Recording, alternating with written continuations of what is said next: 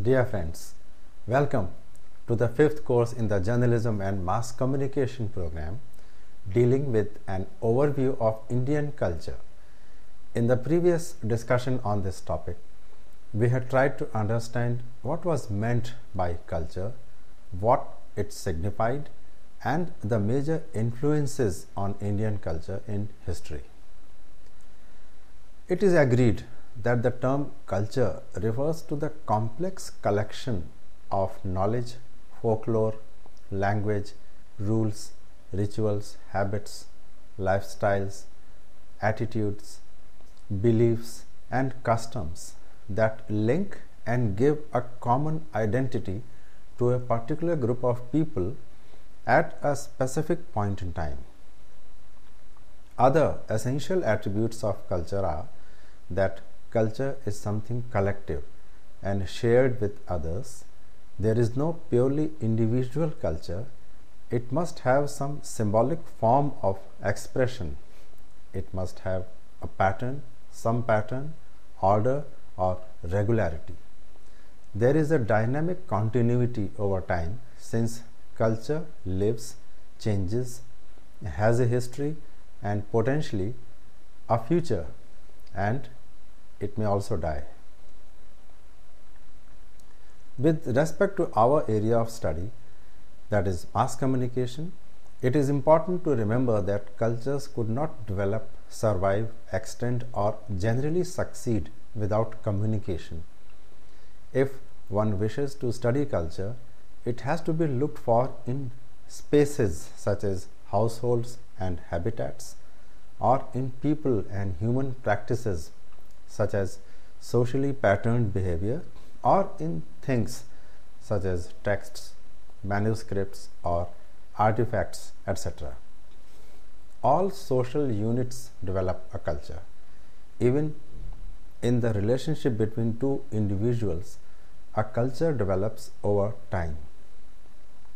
In friendship and romantic relationships also, for example, the partners develop their own history, shared experiences, language patterns, rituals, habits, and customs that give that relationship a special character, a character that differentiates it in various ways from other relationships.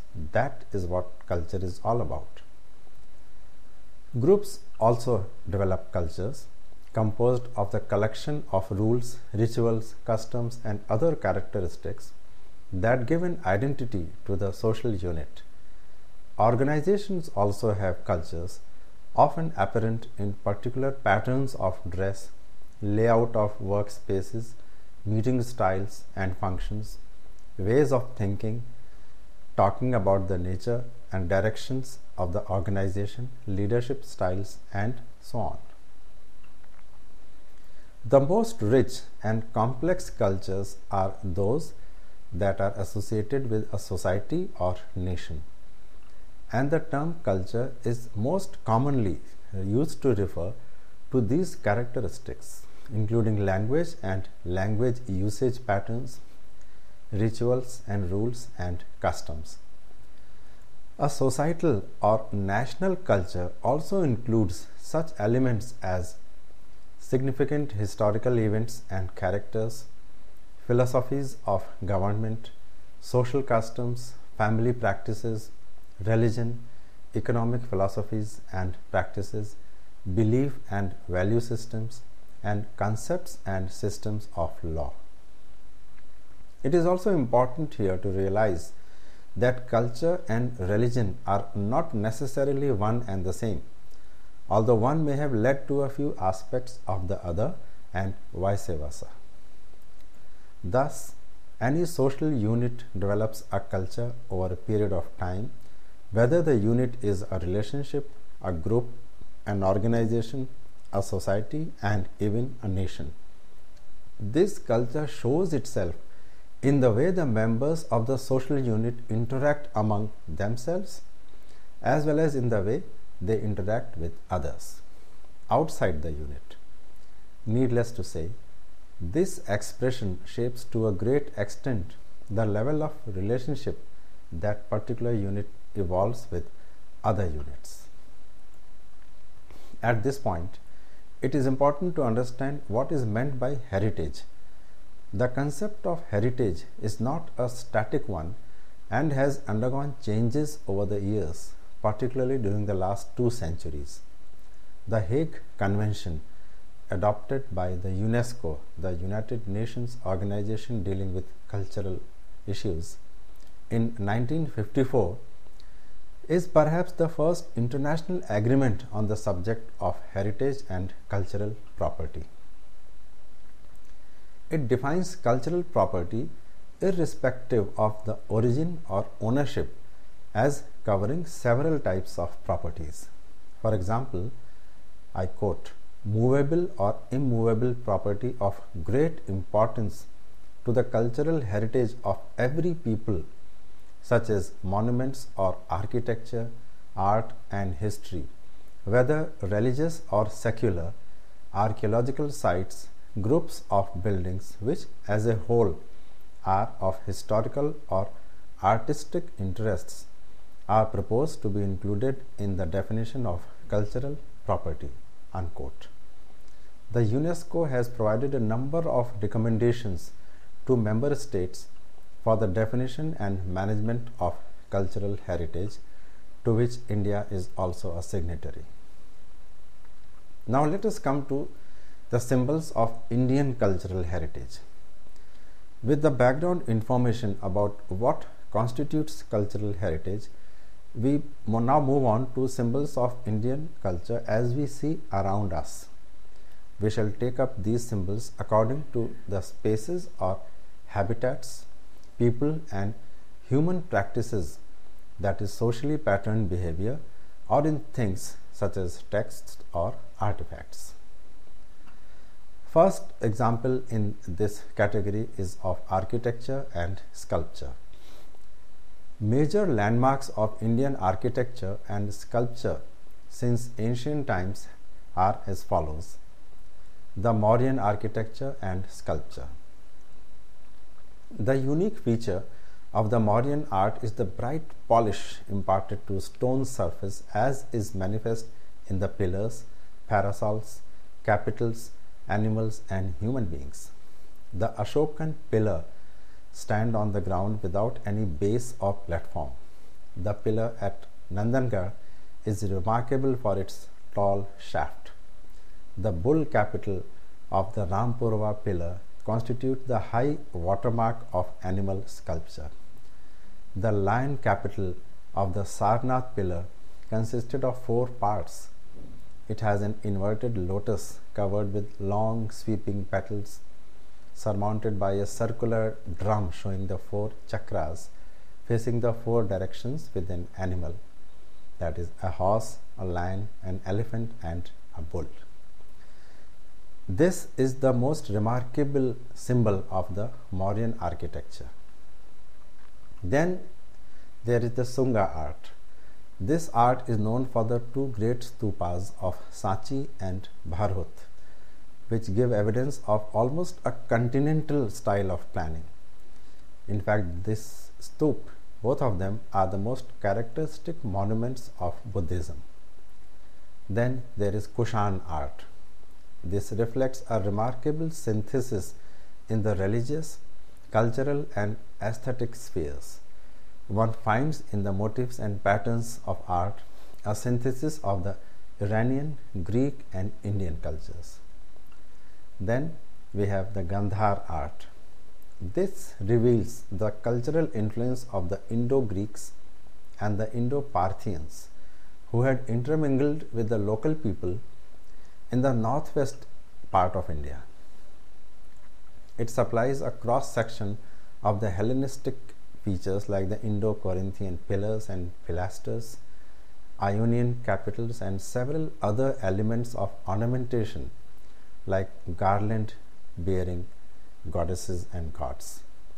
It specialized in Buddha and Bodhisattva images, stupas and monasteries. Then there is the Sak Satvahan art. During this period, they developed several monumental stupas loaded with sculptures and bas relief of exceptional beauty. The stupas of Amravati, Nagarjun Konda, and Jaggayapeta have produced art specimens of matchless beauty. Chaitya halls, another form of Buddhist architecture, have been found at Bhaja, Kanheri, and Kharle in western India. It reached its highest development in cave number 19 at Ajanta. A hall consists of a portico in front with a large window on top. Then we move to Gupta art.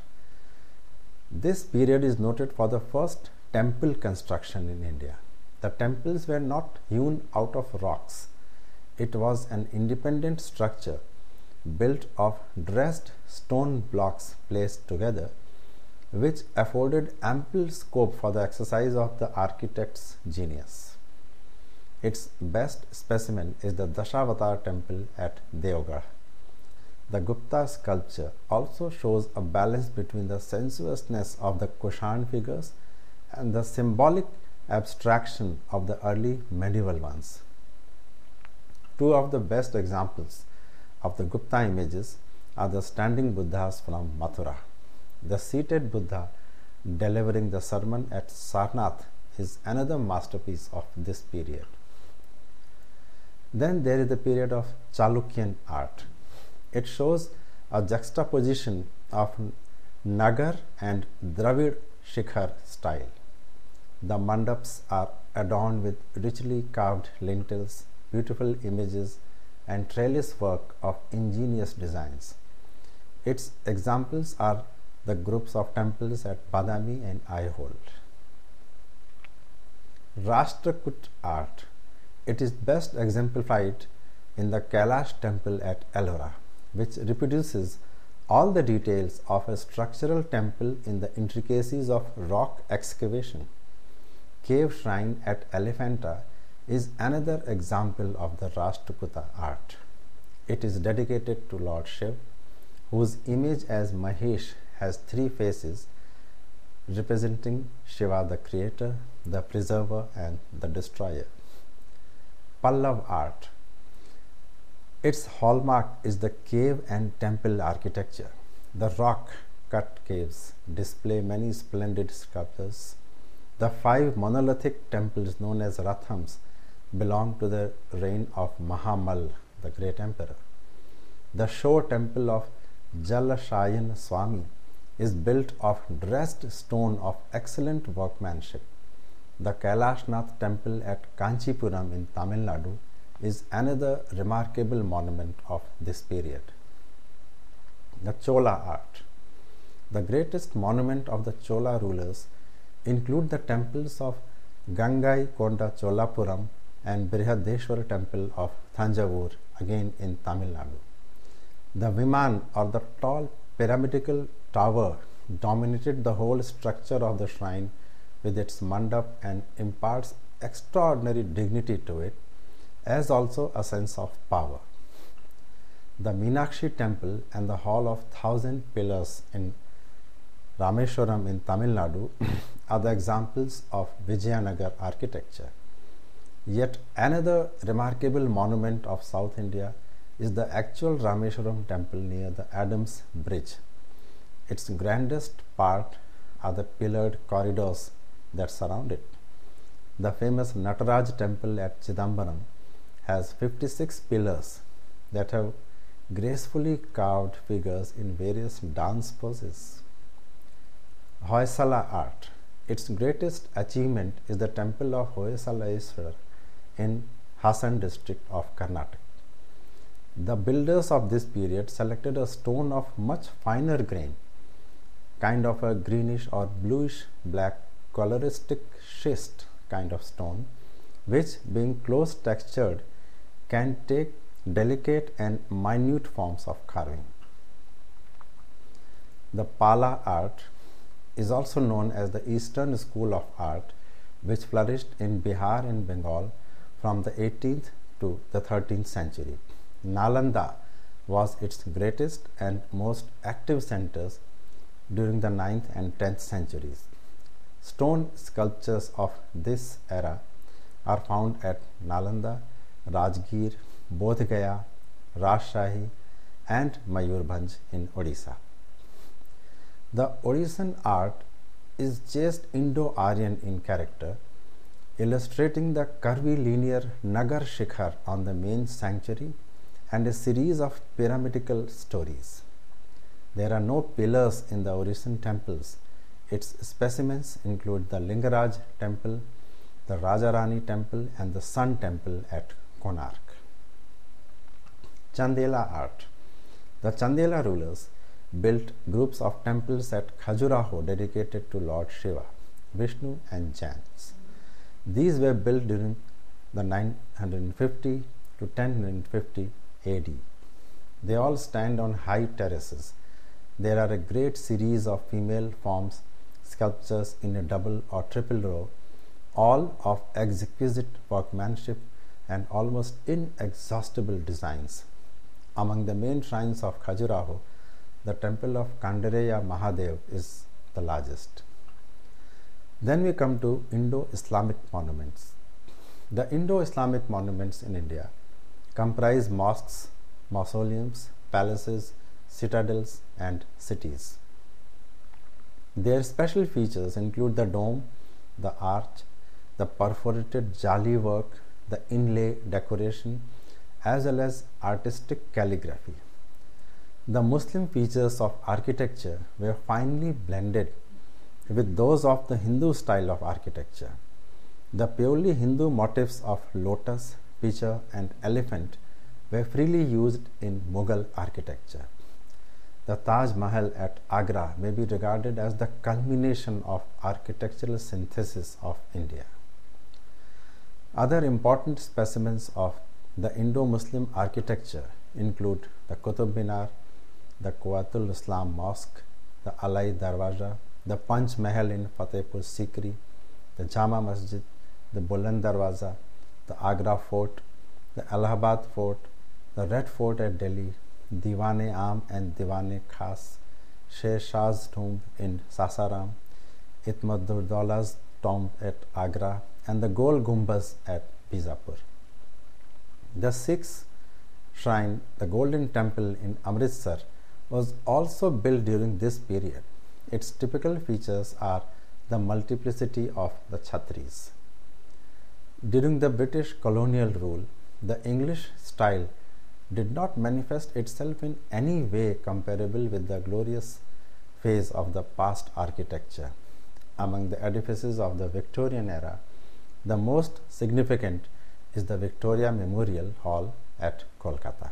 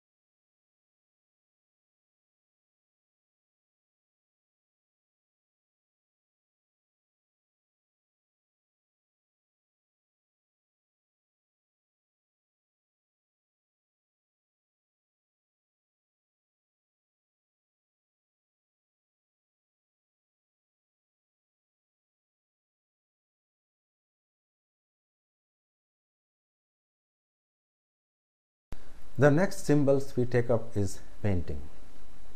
As an art form, painting influenced India from very early times, as is evident from the literary sources and also from the remnants discovered later.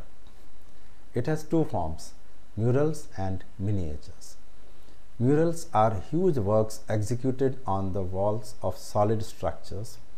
Its examples are paintings on the walls of Ajanta and Bagh caves and on the Kailash Nath temple. The subjects of the paintings in Ajanta and Bagh relate to decoration, figure portraiture, and topical narration. The decorative designs include patterns and scrolls and figures of animals, flowers, and trees. Of the portrait figures, the central ones are those of the various Buddhas and Bodhisattvas. Miniature paintings are those executed on a very small scale on such perishable materials such as paper and cloth, etc. The Mughals, led by Emperor Akbar, introduced their own style with Persian inspiration. It was an art primarily of book illustration and portraiture depicting various scenes of the court and palace life. The Mughal paintings reached their acme, their pinnacle, in the reign of Jahangir. He was passionately fond of animals and birds, of which many masterpieces were at his command, painted by Ustad Mansoor. The Rajput school of painting flourished in the 16th to 17th centuries. It has two branches, Rajasthani and Pahari. The themes of Rajasthani miniatures are based on the cycle of Krishna legends, union of Shiv and Parvati, scenes from the Ramayana and Mahabharata, and so on. The theme of the Pahari painting is Krishna at his boyhood pranks and his amours with Radha. It flourished in the sub-Himalayan states of Jammu, Chamba, Kangra, Kullu, Mandi, and other places of Himachal Pradesh. Similarly, the themes of the Tanjore paintings in deep south are taken from the various stages of the life of Krishna. Other gods are also depicted in these art forms. Madhubani painting is traditionally done by women of the Mithila region of Bihar. It is done on a freshly plastered or mud wall. For commercial purposes, they are also done on paper, cloth, etc., and the theme of most Madhubani paintings is mainly religious. Kalamkari paintings, prevalent near Chennai, are done using a pen. In this kind of paintings, vegetable dyes are used to color the designs applied on cloth. Its themes are largely mythological. Raja Ravi Varma's paintings in the last quarter of the 19th century brought the question of styles into a conscious focus. He employed oil color in painting Indian mythological themes, which at once attained almost worldwide recognition. Toward the end of the 19th century, E. B. Havel pioneered the neo-art movement. He was convinced that Western art would never appeal to the Indian mind, and the best exponent of this neo-art movement was Avanindranath Tagore. Modern Oriental art received great encouragement from a number of distinguished artists like Nandalal Bose, Surendranath Ganguly, Sharda Charan Ukil, Hakim Khan, K. Venkatappa, Asit Kumar Haldar, Shitindranath Majumdar, Abdur Rahman Chugtai, Mukul Chandra Day, and many others. We now move to the form of music. Music has always occupied a central place in an Indian's imagination. Indian music can be said to have been inaugurated with the chanting of the Vedic hymns in the ancient times. There are references to various string and wind instruments, as also several kinds of drums and cymbals in the Vedas. The term rag, on which Indian music is based, was first discussed at length in Brihadesi, a 10th century work attributed to Matang. The rag is essentially an aesthetic rendering of the 7 musical notes. Each rag has a specific flavor and mood. Tal binds together the music. It makes possible a lot of improvisations between beats and allows complex variation between each cycle. With the help of the rag, tal, and infinite shrutis, Indian musicians have created a variety of feelings. The Indian musical tradition has 2 dominant strands, the Hindustani music and the Carnatic music. Both have some common features as their heritage and philosophy, but the essence is the same. However, the rag and their articulation are usually very distinctive between the two. In Hindustani classical music, prominent vocalists were Dhrupad singers like Swami Haridas, Tansen, Baiju Bawara, and others. Among the eminent Khayal vocalists were Amir Khusro, Sultan Muhammad Sharq, Niamat Khan Sadrang, and Adrang. There are 4 major gharanas of Khayal, that is the Gwalior Gharana. The doyen of this school were Nathan Khan and Pir Bakhsh. Number 2, the Agra Gharana, also called the Rangila Gharana, founded by Haji Sujan Khan. Fayaz Khan of the 20th century gave a new and pleasant lyrical color to the Agra Gharana. Third is the Jaipur Atroli Gharana, which is associated with a great singer like Ustad Allah Dia Khan of 19th to 20th century. Then there is the Kirana Gharana. It was developed by Abdul Wahid Khan and Abdul Karim Khan. In the present time, the great singer Bhimsen Joshi belongs to this school. The great musicians of the Carnatic style include Venkata Makhi of the 17th century, Tyagaraj, and Shyama Shastri. Major stringed instruments of Hindustani music are sitar. Its exponents so far have been Vilayat Khan, Pandit Nikhil Banerjee, Baba Alauddin Khan, and of course Ravi Shankar. Number 2 is the sarod. It is a plugged lute without frets, with a shorter neck than the sitar. Its eminent exponents so far have been Ali Akbar Khan and Amjad Ali Khan. Third is the santoor. It is a folk instrument from Kashmir with over 100 strings, which was brought to prominence by Pandit Shiv Kumar Sharma. And the next is the sarangi, which is associated with the great musician Ram Narayan. The major wind instruments are number 1, the shehnai, which is associated with the great Ustad Bismillah Khan.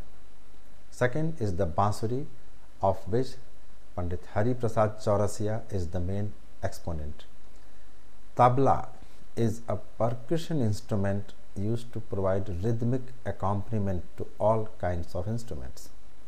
Its exponents so far have been Ustad Allah Rakha and Zakir Hussain.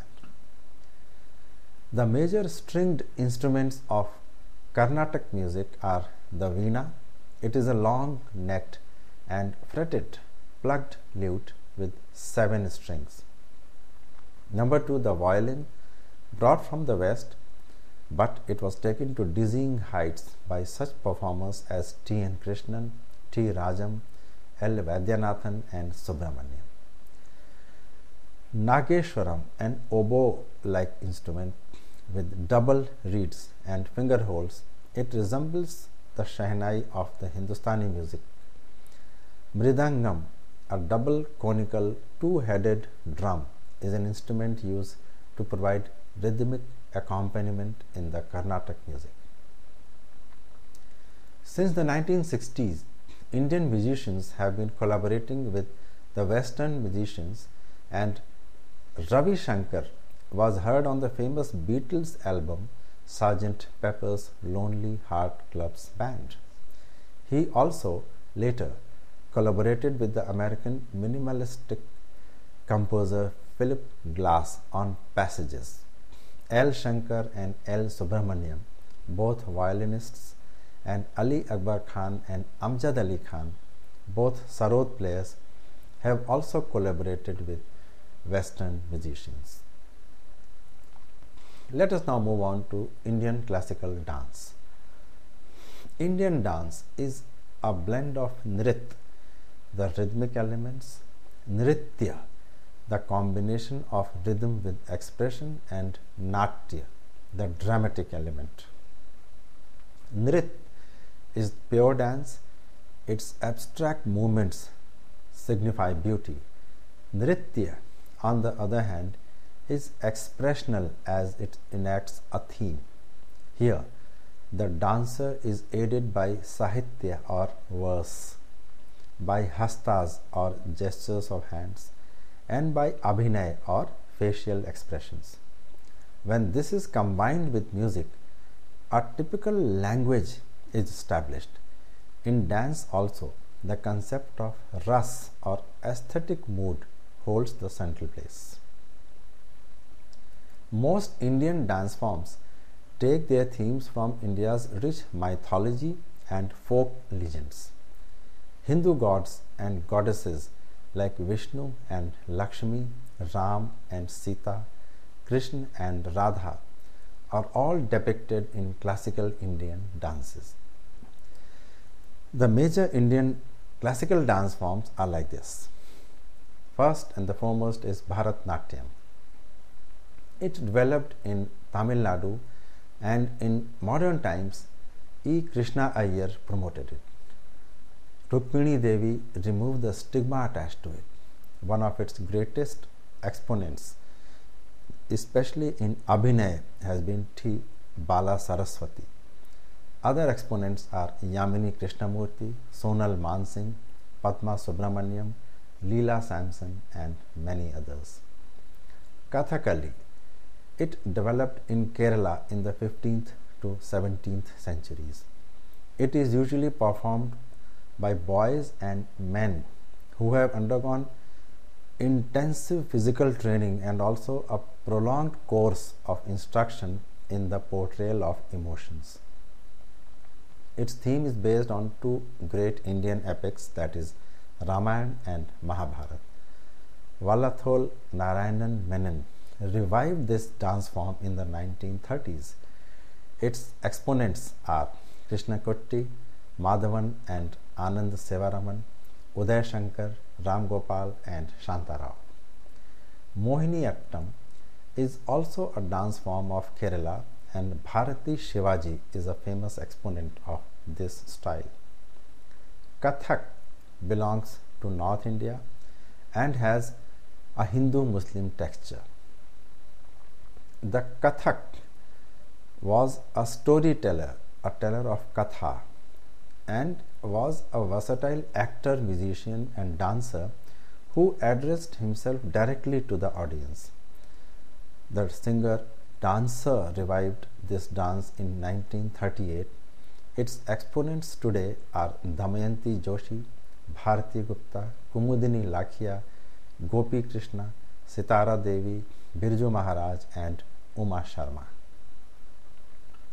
Odissi is a dance form from Odisha which reflects the ambience of that state, the philosophy of Lord Jagannath and the sculpture of the 13th century Sun Temple of Konark. Its revival in modern times is credited to Kali Chandra Kalicharan Patnaik.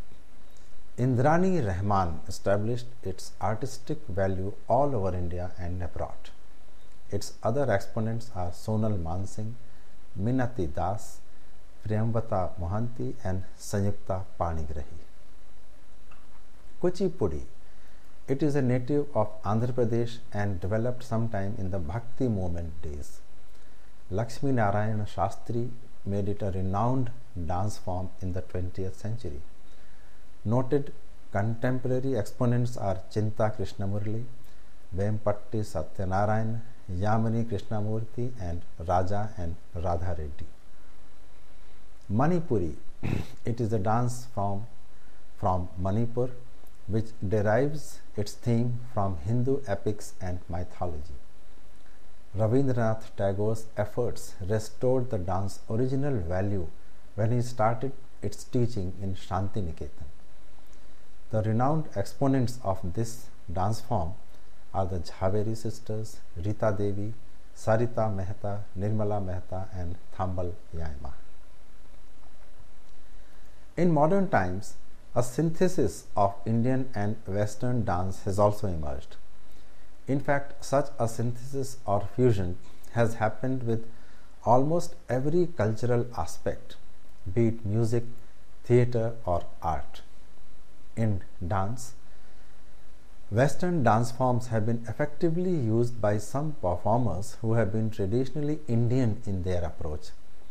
The international collaboration in this area is most spectacular in staging of ballet dances based on the epics Ramayana and Mahabharata, often given a new meaning by British, French, or other Western directors.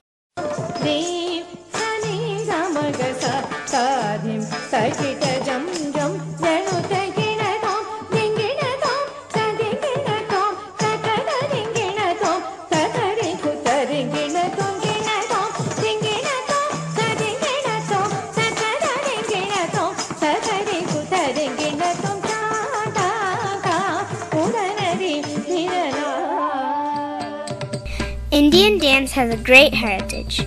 Music, both instrumental and vocal, is an integral part of Indian dance. Indian dance has two distinct divisions, the classical and folk.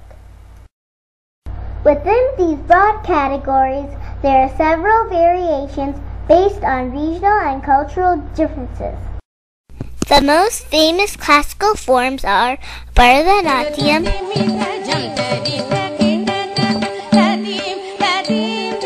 Kathakali,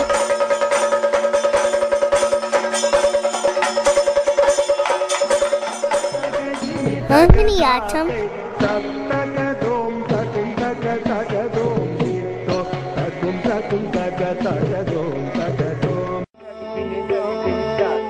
Odissi,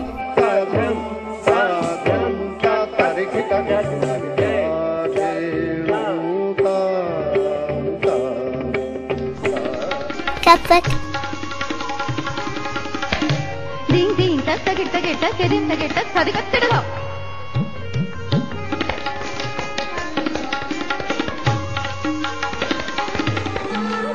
and Kuchipudi.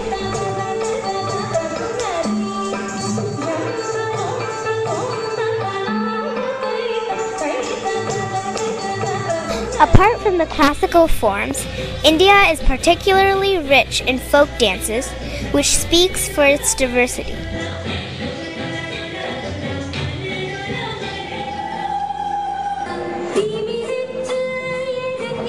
They are specialized dances for different occasions like weddings, seasons, celebrations, etc. Now we move on to theatre. More than an art form or a symbol of culture, theatre is actually considered a part of our lives. It is cited to be the source of all cultural activities of a society and verily a reflection of the customs, rites, and rituals of the people. In fact, very often it is difficult to establish the precedence of the two. In traditional folk theatre, the movements, language, recitals, etc. are drawn straight from societal practices and behavior patterns, and people in other, more modern parts of the society consider the depictions an honest portrayal of actual cultural practices.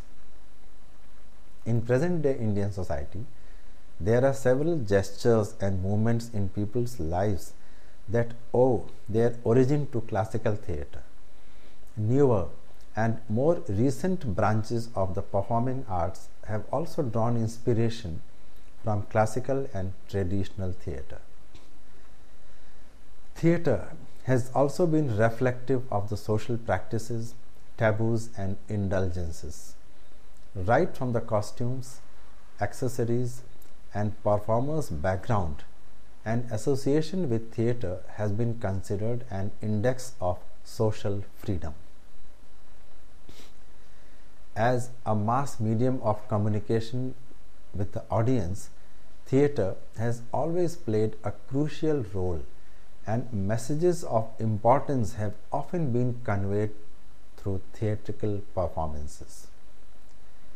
In the modern scenario of television and films, the impact of theatre continues to be strong, even if there would be no clear and apparent acknowledgement of this fact. Everything from costumes to dialogue delivery, extravagance, accessories to the basic script, everything draws heavily from traditional and modern theatre. Very few of the performers, though, would acknowledge their theatre background as being responsible for their success, as most would not actually be having one. But there is no denying the fact that theatre gives the confidence, expressions, mental agility, and physical movements that are so essential for making one's presence felt in television and films today. History and evolution of theatre. The tradition of theatre in India is nearly 5,000 years old. The earliest book on the subject anywhere in the world was called Natya Shastra, written in India by Bharat Muni.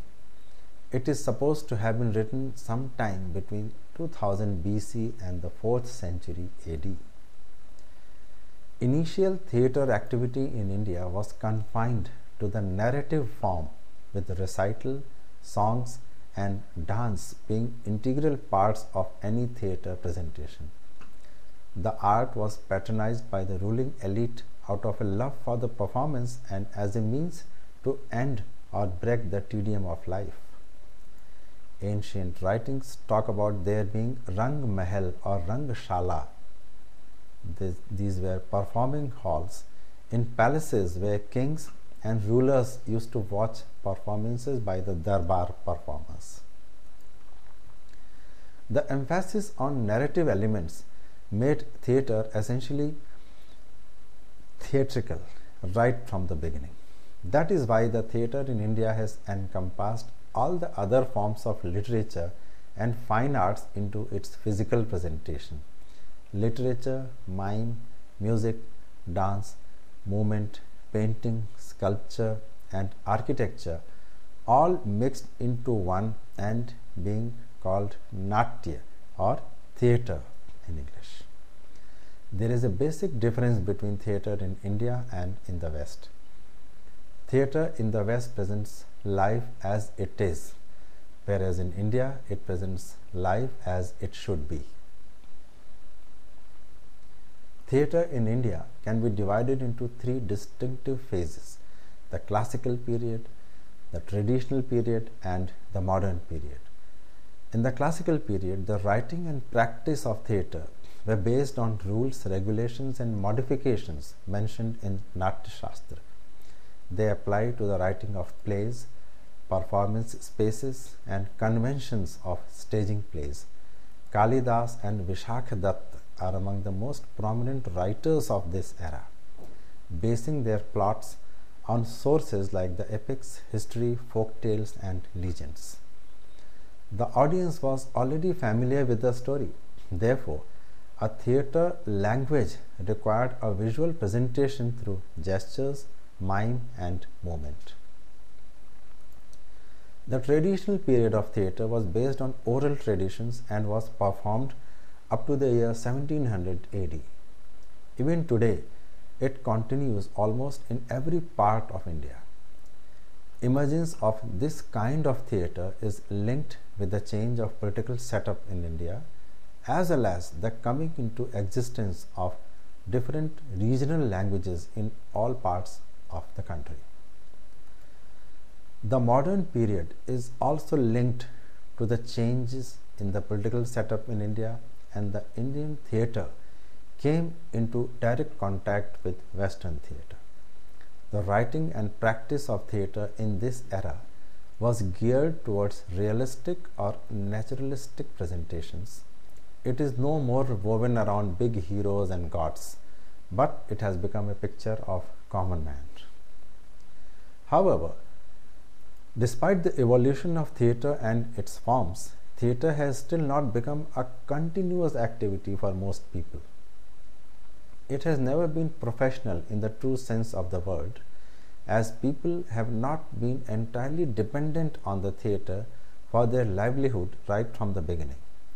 It continues to be a part of festivals or such other occasions which are related to entertainment. Linked to this period is the question of the identity of Indian theatre today.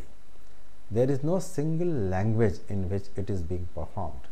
The concept of an Indian theatre has to be seen purely in regional terms. All the regions have their own language, history, and culture, and their theatre also is deeply rooted in such circumstances. Therefore, sometimes it becomes a problem of choosing any particular form or region. Well, does it give a complete picture of Indian character, culture, and civilization? That is why over the last 30 to 40 years there has been a search for its true and authentic form, which may represent the aspirations of modern India as well as a continuity of its tradition into the future.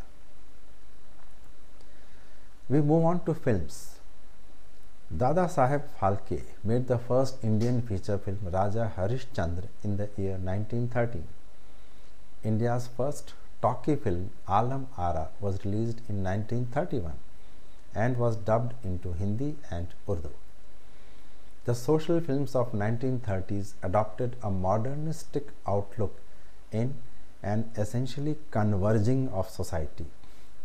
V. Shantaram produced Amrit Manthan in 1934, while Pramathesh Barua released his Devdas in Bengali, Hindi and Tamil in 1935. By the 1940s, the social film further delimited its focus by excluding particularly contentious issues, especially of caste division. Gyan Mukherjee's Kismat in 1943 was a representative film of this genre. In the 1950s, Satyajit Ray produced his Pather Panchali. Directors like Raj Kapoor, Guru Dutt and Mehboob Khan, without getting involved with Indian People's Theatre Association, produced films that reflected a passionate concern for questions of social justice. Such films included Raj Kapoor's Awara in 1951, Zia Sarhadi's Awaz in 1956, and Guru Dutt's Pyasa. Films of the same kind were Bimal Roy's Do Bigha Zameen in 1953 and Mehboob Khan's Andaz in 1949. Bengali film directors Mrinal Sen and Ritwik Ghatak exposed the dark underside of India's lower middle class and the unemployed. Sen gave his film Interview in 1971, Calcutta 71 in 1972 and Padatik in 1973. Disruption, the problems of locating oneself in a new environment, and the indignities and oppression of the common people are the recurrent themes of Ritwik Ghatak's films.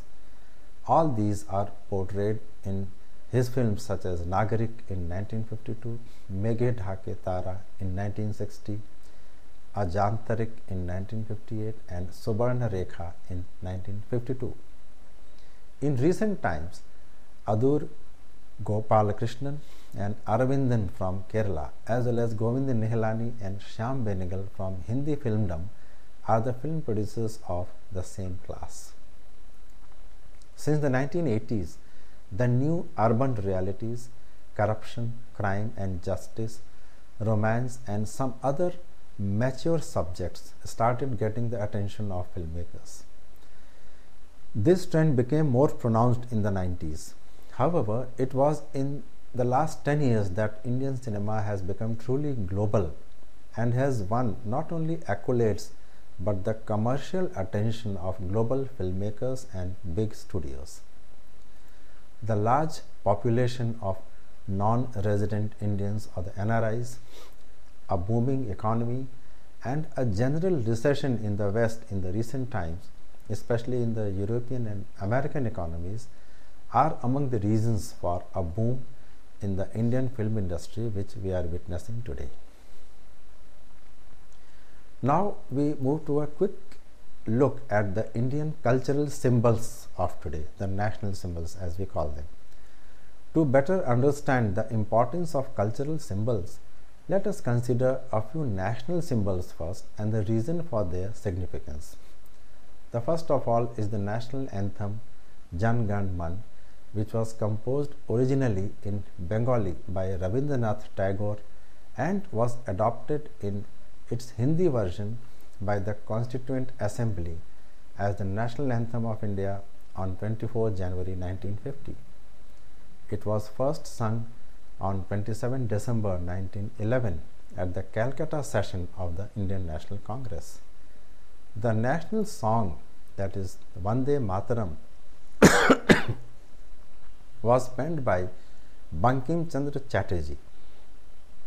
He composed this song in an inspired moment on November 7, 1875, and Rabindranath Tagore sang it by setting a glorious tune to it, and it was left to the genius of Sri Aurobindo to interpret the deeper meanings of the song, out of which India received the philosophy of new nationalism.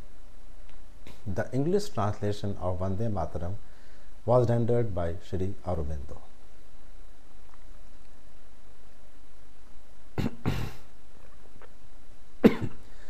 India's national bird is the peacock. The significance of the peacock is attached to the cultures of India, the Far East, ancient Persia, Greek and Christian civilizations. In Hinduism, the image of the god of thunder, rains and war, the Indra, was depicted in the form of a peacock. In South India, peacock is considered as a vehicle of Lord Muruga. The figure of peacock is painted in various Islamic religious buildings. In Christianity, the peacock was also known as the symbol of the resurrection. In India, people believe that whenever the peacock spreads its tails in an ornamental fashion, it indicates that rain is imminent. The national emblem is the Ashok pillar, a symbol of contemporary India's reaffirmation of its commitment to world peace and goodwill. It is a replica of the lion of Sarnath near Varanasi in Uttar Pradesh.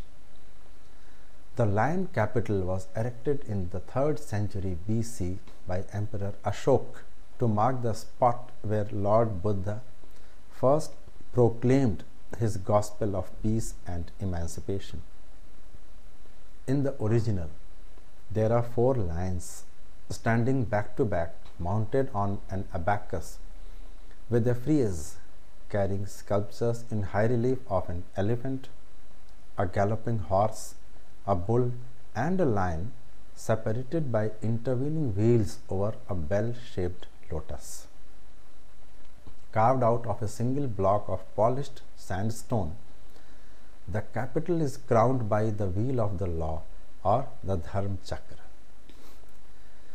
In the state emblem adopted by the Government of India on 26 January 1950, only 3 lines are visible, the 4th being hidden from view.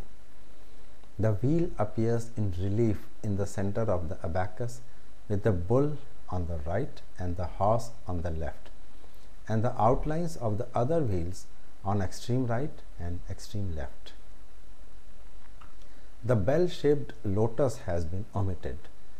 The 4 lines, that is one hidden from view, symbolize power, courage and confidence, which rest on a circular abacus. The abacus is girded by 4 smaller animals, guardians of the 4 directions: the lion of the north, the elephant of the east, the horse of the south, and the bull of the west.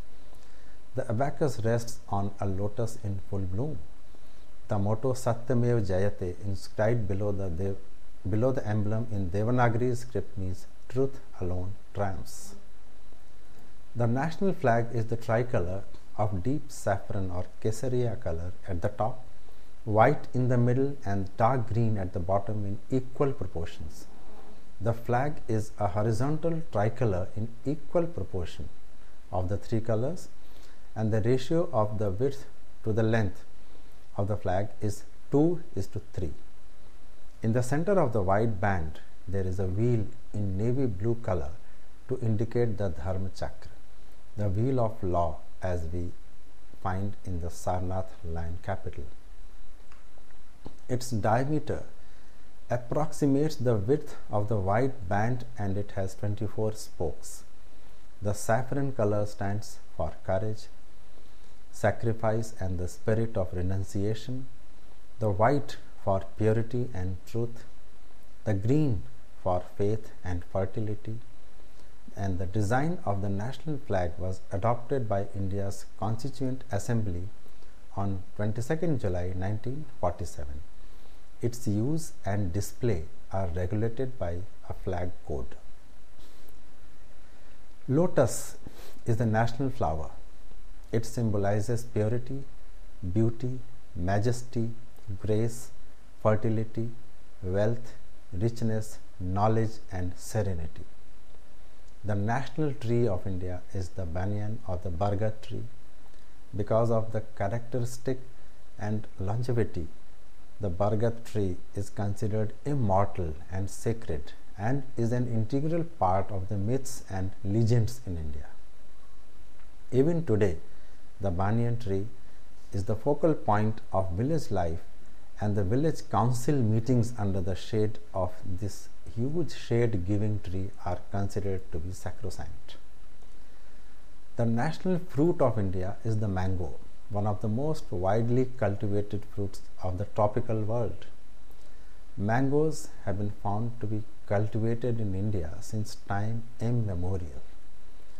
The famous Indian poet Kalidas sang its praises. King Alexander relished its taste, as did the Chinese traveler Huan Sang. Akbar, the Mughal emperor, planted over 1 lakh mango trees in Darbhanga, known as Lakhi Bagh. The magnificent tiger, the national animal of India, is a rich colored, well-striped animal with a short coat. The combination of grace, strength, power has earned the tiger great respect and high esteem. Indian tigers are famous all over the world and one of the main attractions for the lovers of wildlife.